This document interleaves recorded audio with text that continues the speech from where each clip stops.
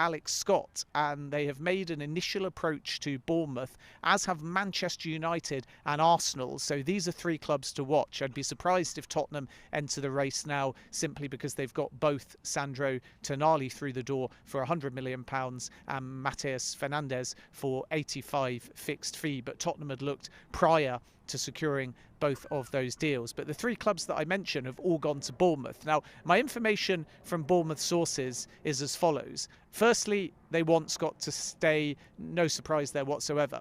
Second of all, since March, there have been talks about Scott signing a new deal at Bournemouth, and they will resume now this summer. And Bournemouth are prepared to offer Scott a deal with a release clause for 2027. If he rejects, Bournemouth are also very comfortable, even though his value would depreciate, in just keeping him for another season on the existing terms. So Bournemouth are telling all suitors that Scott is not for sale. My understanding from the interested clubs is they think the door might still be open, and Bournemouth value Scott at the moment at around £80 million. So keep an eye on Manchester United, because Scott is very high in their thinking, and Arsenal and Manchester City as well. We'll hear a lot of links with Liverpool too, because Andoni Iraola has joined and naturally knows Scott really well. And Liverpool could also add a central midfielder. So let's see what direction of travel they choose to go in. But Man City, Man United and Arsenal have all already made direct approaches to Bournemouth for Alex Scott to understand the situation, and Bournemouth's response has been that Alex Scott is not for sale. So the market continues to hot up, and no doubt we're also going to see a little bit of movement from outside of England too.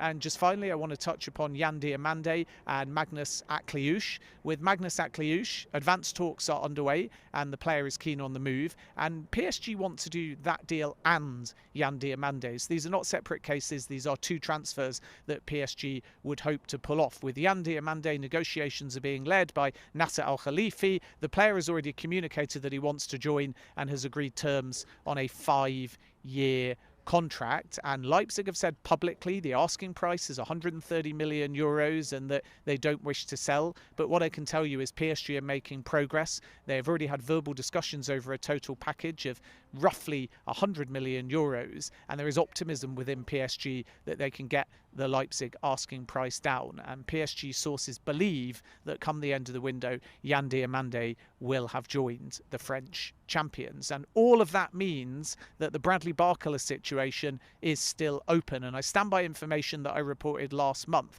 If PSG add one or two wide attackers or wingers, the door becomes open for Bradley Barcola to leave. And Barcola and PSG are at an impasse with contract extension talks. So the combination of PSG not being able to extend Bradley Barcola and adding one or two attackers could mean that Barcola asks to leave. And at the right number, PSG might be prepared to sell, even though their starting point for much of the summer has been they would rather keep the player. But they want to either keep him on a new contract, or they want to keep him if they can't add other players in wide areas, whether on the left or on the right, because people like Yan Diomande are very versatile. So that's the situation with PSG. And Liverpool and Arsenal are the two clubs to watch. Arsenal want Morgan Rogers, but Bradley Barcola is also on their list, and Liverpool and Bradley Barcola could be a developing story as well.